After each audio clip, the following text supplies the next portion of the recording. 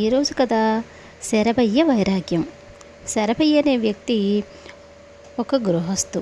సంసారం మీద విరక్తి చెంది వృద్ధురాలైన తల్లిని, భార్య, బిడ్డల్ని వదిలి దేశయాటన చేస్తూ మంగళాపురం అనే ఊరు చేరుకున్నాడు.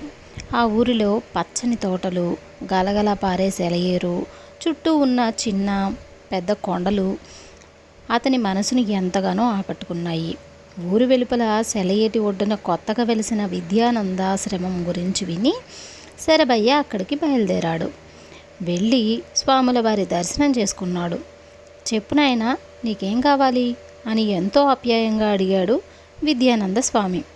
నన్ను మీ శిష్యుడిగా స్వీకరించండి స్వామి, మీ సేవ చేసుకుంటూ ఇక్కడే ఉండిపోతాను అన్నాడు శరభయ్య చేతులు కట్టుకొని. స్వామి శరభయ్యకేసి పరీక్షగా చూసి, విద్య నేర్చుకోవాలని నా దగ్గరకు వచ్చే బ్రహ్మచారులకు మాత్రమే శిష్యులుగా చేర్చుకుంటాను, కానీ నువ్వు అలా కనిపించటం లేదే అన్నాడు. అందుకు శరభయ్య, స్వామి సర్వజ్ఞులైన మీ దగ్గర నిజం దాచగలనా? మీరు ఊహించినట్టు నేను బ్రహ్మచారిని కాదు. నాకు భార్య, 3 పిల్లలు, ముసలి తల్లి ఉన్నారు. నా భార్య పరమ గయ్యాళి. ఆమెకు నా తల్లికి ఒక్క క్షణం పడదు. అత్తాకోడళ్ల తగువుల మధ్య నేను నలిగిపోతున్నాను. విడవమంటే పాముకు కోపం, కరవమంటే కప్పకు కోపం అన్నట్టుగా అయిపోయింది నా పరిస్థితి. ఆ ఇంట్లో నాకు మనశ్శాంతి కరువైంది స్వామి.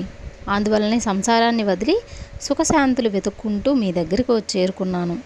కరుణించి నన్ను శిష్యుడిగా స్వీకరించండి, నాకు మనశ్శాంతిని ప్రసాదించండి అని వేడుకున్నాడు.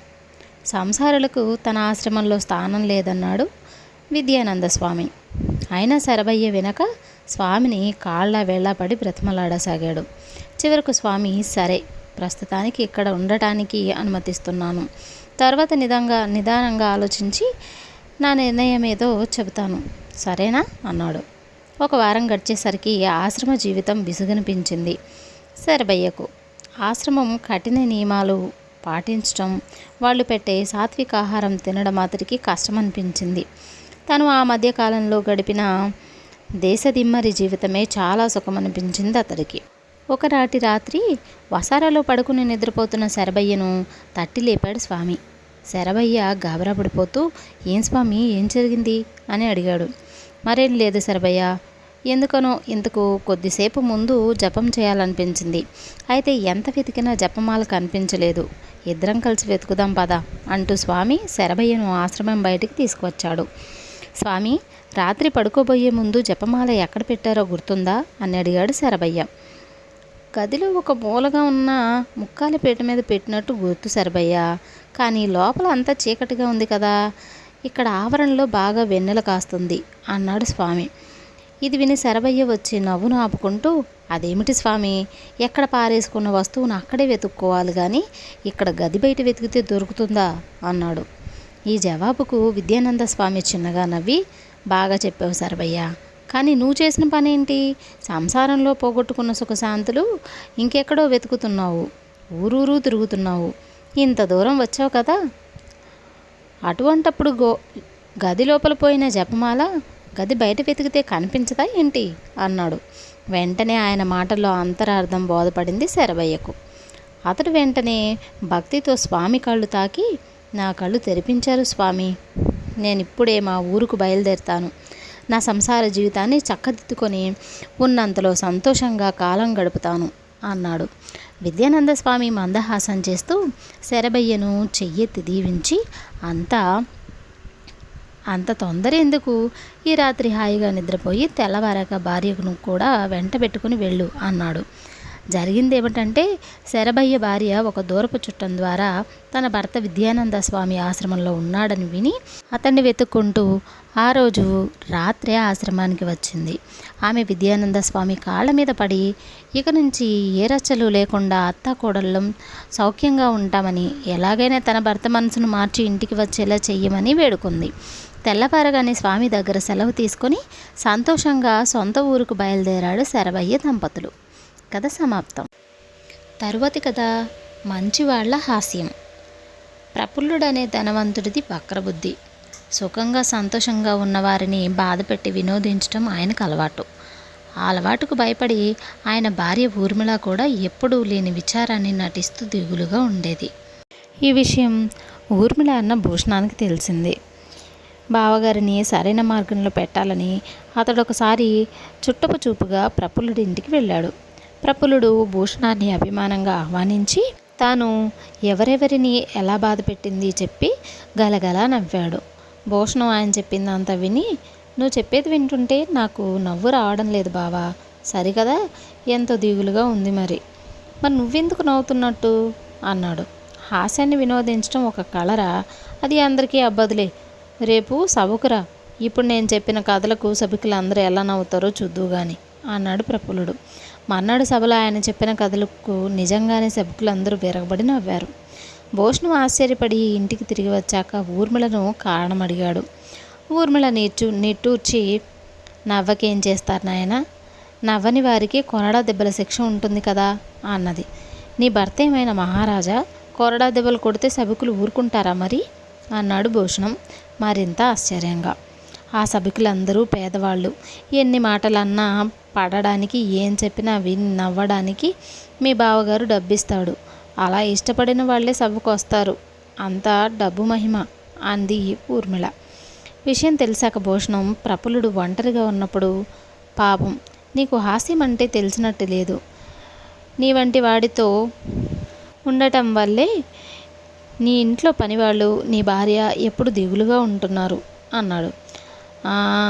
వాళ్ళవి ఎప్పుడు ఏడుపుగొట్టు ముఖాలేలే, నేనెంత హాస్యంగా మాట్లాడుతానో నువ్వు సభలో స్వయంగా చూదువుగానిగా, పద అన్నాడు ప్రఫుల్లుడు. హాస్యం అంటే డబ్బిచ్చి నవ్వించడం కాదు బావా, వినగానే ఏడుపు ముఖం వాళ్లకు కూడా నవ్వు పుట్టించాలి అన్నాడు భూషణం. ఇది వింటూనే ప్రఫుల్లుడు గతుక్కుమని, ఆహా, అసలు సంగతి తెలుసుకున్నావన్నమాట, సరే పోనీ నువ్వు డబ్బిచ్చి నవ్వించగలవా అన్నాడు సవాలు చేస్తున్నట్టు. నేను నవ్వగలను కానీ నవ్వించలేను, నవ్వించడం ఒక గొప్ప కళ. మా ఊళ్ళో చతురుడని ఒక యువకుడున్నాడు, వాడు కబుర్లు చెబితే మొసలి కన్నీళ్లు కూడా సంతోషం వల్లనే వస్తాయి అన్నాడు భూషణుడు. అలా అయితే వాడిని పిలిపించు అన్నాడు ప్రఫుల్లుడు. మన్నాటికల్లా భూషణం పిలుపును అందుకుని చతురుడు వచ్చాడు. ప్రఫుల్లుడు వాడిని పలకరించి, నవ్వించడంలో నీ అంతటి వాడు లేడట కదా, మా బావమరి చెప్పాలే, నేను పరీక్షిద్దాము అని రమ్మన్నాను. పరీక్ష కాస్త కఠినంగా ఉంటుంది, మరి తట్టుకోగలవా అని అడిగాడు. వెంటనే చతురుడు కడుపు పట్టుకుని ఆగకుండా నవ్వాడు. ఎందుకలా నవ్వుతావు అన్నాడు ప్రఫుల్లుడు చిరాగ్గా. మీరు ప్రతి మాట హాస్యంగా అంటున్నారని భూషణం గారు చెప్పారు, ఇది హాస్యం అనుకుని నవ్వాను అన్నాడు చతురుడు. ఏమో అనుకుని నవ్వటం ఏమిటి, నీకు హాస్యం అర్థం కాదా అన్నాడు ప్రఫుల్లుడు. కాకేం అర్థమవుతుంది, కానీ నన్ను పరీక్షించే వారిని మంచి చేసుకోవాలి కదా, అందుకని నవ్వాను అన్నాడు చతురుడు. ఆ మాటలు వింటూ భూషణం, ఊర్మిళ మాత్రమే కాక అక్కడ ఉన్న ఇద్దరు పనివాళ్ళు కూడా నవ్వడంతో ప్రఫుల్లుడు చిరాకుపడి, అర్థం లేని మాటలకు నవ్వారంటే కొరడా దెబ్బలు పడతాయి మీకు, జాగ్రత్త అన్నాడు. వెంటనే భూషణం, బావా రేపు సభ ఏర్పాటు చెయ్యి, చతురుడి మాటలకు నవ్వని వాళ్లకు డబ్బులిస్తానను, నవ్విన వాళ్లను కొరడా దెబ్బలతో శిక్షిస్తానను, అయినా చతురుడు అందరినీ నవ్విస్తాడు, ఇది నా పందెం అన్నాడు. ఇందుకు ప్రఫుల్లుడు ఆశ్చర్యపడి సరేనని అన్నాడు. అప్పుడు చతురుడు, అయ్యా నాదొక్క మనవి, హాస్యం కోసం నేనెక్కడ ఏమేమో అంటాను, నేను అన్న మాటలు మీరు పట్టించుకోకండి అంటూ తన షరతు చెప్పాడు. ప్రఫుల్లుడు అందుకు అంగీకరించి మర్నాడు సభ ఏర్పాటు చేశాడు. పందెం సంగతి తెలియడం వల్ల సభకు అప్పటికంటే ఎక్కువగా జనం వచ్చారు. చతురుడు సభకుల అందరి ముందు నిలబడి, అయ్యలారా, భగవంతుడు నాకు నవ్వించి శక్తించాడు, నవ్వు సంతోషం వల్ల వస్తుందంటారు, సంతోషమే సగం బలం అనే సామెత కూడా ఉంది, అంటే మనిషికి సగం బలం నవ్వులోనే ఉందన్నమాట. అయితే నవ్వు 4 విధాల చేటన్న సామెత కూడా ఉంది.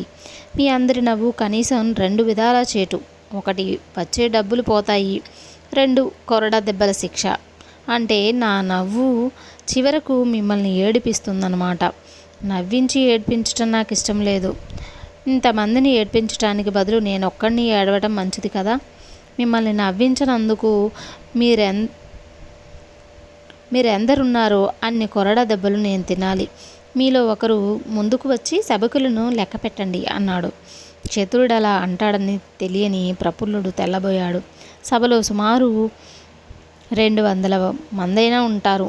వాళ్లలో కొందరిని నవ్వించిన చతురుడికి కొన్ని కొరడా దెబ్బలు తప్పేవి. వాడు అలా ఎందుకు చేశాడో అని ఆలోచనలో పడ్డాడు ప్రఫుల్లుడు. అయితే అంతలో ఆయన ఊహించని విచిత్రం జరిగింది. సభలో చిన్న కలకలం రేగింది. గుసగుసలు ప్రారంభమయ్యాయి. ఉన్నట్లుండి మూకుమ్మడిగా సభికులంతా నవ్వసాగారు. ఎంతసేపు సభవారి నవ్వులతో ప్రతిధ్వనించిపోయింది.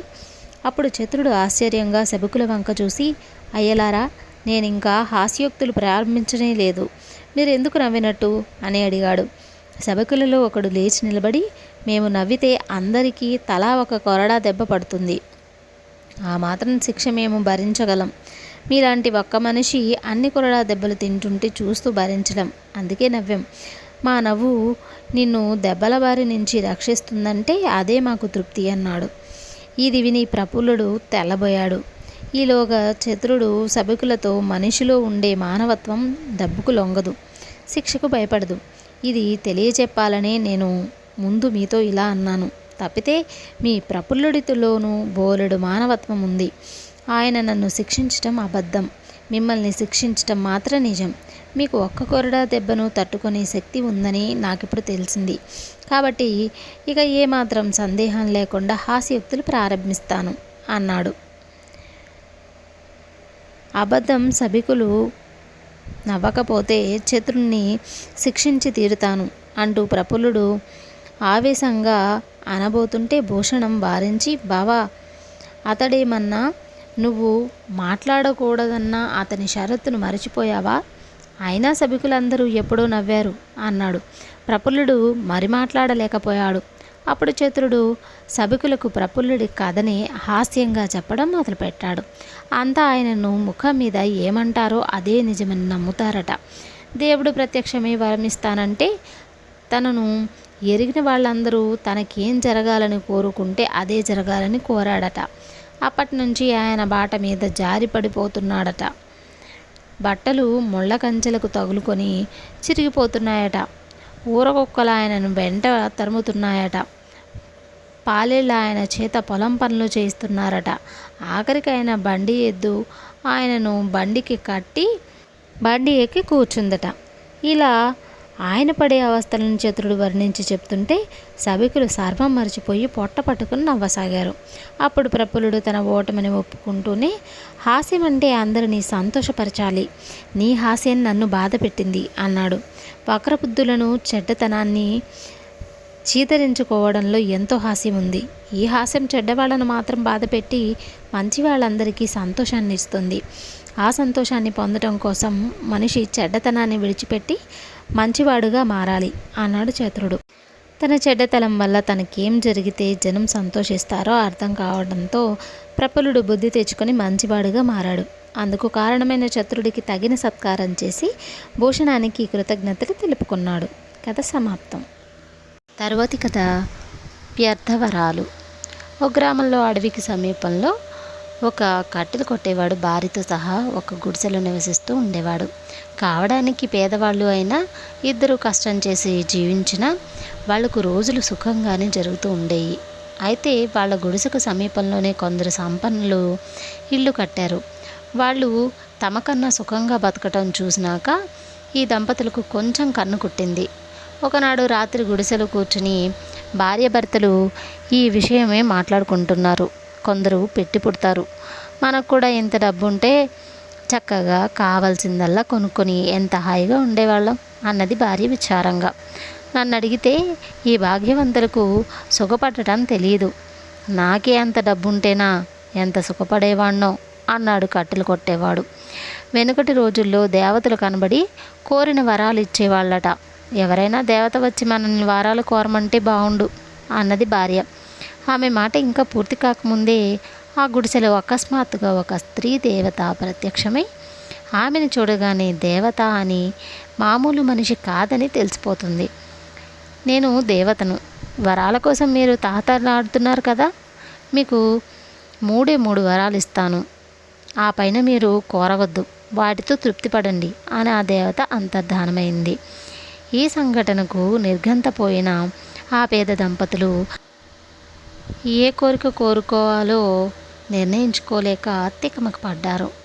నన్నడిగితే మనం కూడా ధనవంతులమై గొప్పవాళ్ళలాగా ఉండాలని కోరుకోవటం చాలా మంచిదంటాను అన్నది భార్య ఎంతో ఉత్సాహంగా. నీ మొహం, డబ్బున్నంత మాత్రాన రోగాలు రొస్టులు రావా? దొంగలు పడి చావుగొట్టరా?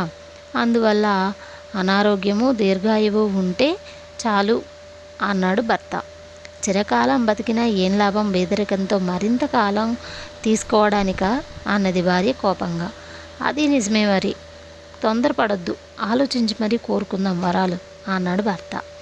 భార్య వంట చేయడానికి నిప్పు రాజేస్తూ, ఈ పూట కూరకు చేపలుంటే ఎంత బాగుండేది అన్నది. ఆమె అలా అనడంతో తడవుగా పైనుంచి కొన్ని చేపలు ఆమె ముందు పడ్డాయి.